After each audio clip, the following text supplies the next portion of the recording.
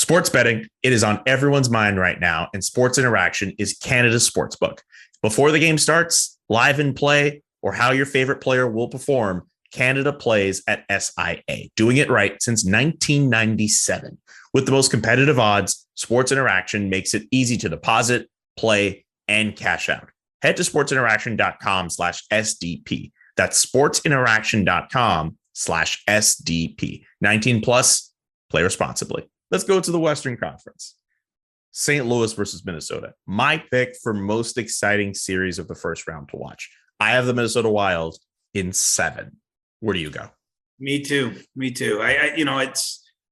It's hard to pick that series. Both teams finished so strongly. Minnesota barely lost for a month, but a couple of games they did lost were head to head with St. Louis, which may or may not matter. I think sometimes we make too much of that, but they were recent games, so that's times when they've stacked up the lineups that are going to battle out in the playoffs. And I just think that the Wild really have kind of an X factor. I think offensively they're going to have slightly easier time in this series creating goals.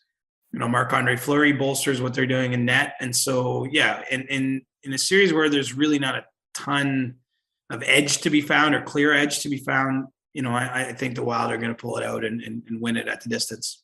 Okay, so Minnesota in 7 for both of us. What about the Los Angeles Kings versus the Edmonton Oilers? Who wins in that series?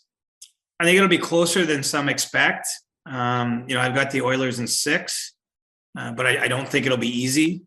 You kind of highlighted it earlier, spotlighted it, the sort of defensive centers of the Kings against the highly offensive guys of Edmonton. I think Danault's experience in the playoffs will be beneficial to the Kings in terms of trying to disrupt or plant some seeds of doubt in the Oilers' minds. But, where I like Edmonton, maybe even as a sleeper pick for a longer-term playoff run, is that Mike Smith has gotten super hot, winning all those games down the stretch. He wasn't overtaxed during the season because he did miss time with injury, and Mikko Koskinen for a period was taking the ball in net. And so I think he should be refreshed. Obviously, he should be confident with how he's played. And to me, that's a nice formula for Edmonton to not only win this series, but maybe to try to be a sneaker team that might be able to pull off an upset in round 2.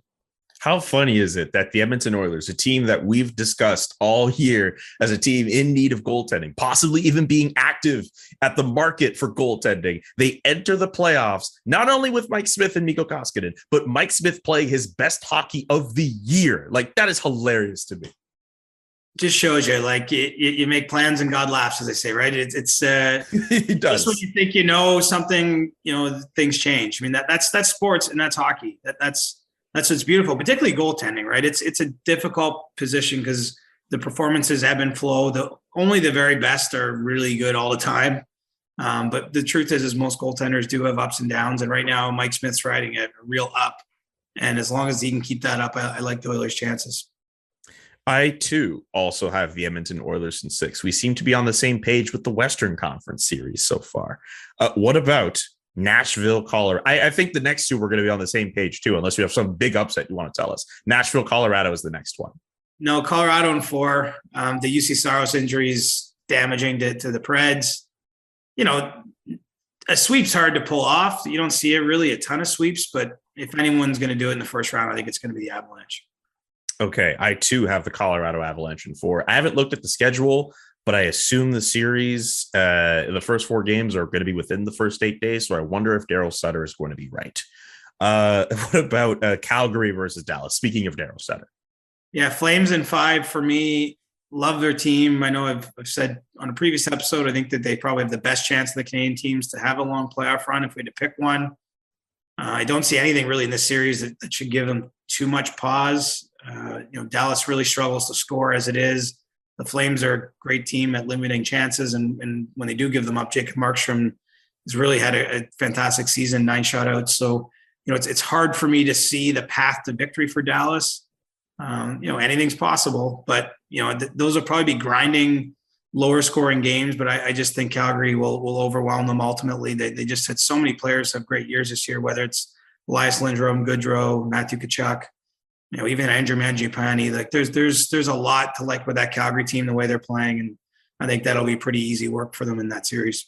To recap the predictions from CJ, Leafs in 7, Panthers in 5, Penguins in 6, Bruins in 6, Wild in 7, Oilers in 6, Avalanche in 4, Flames in 5.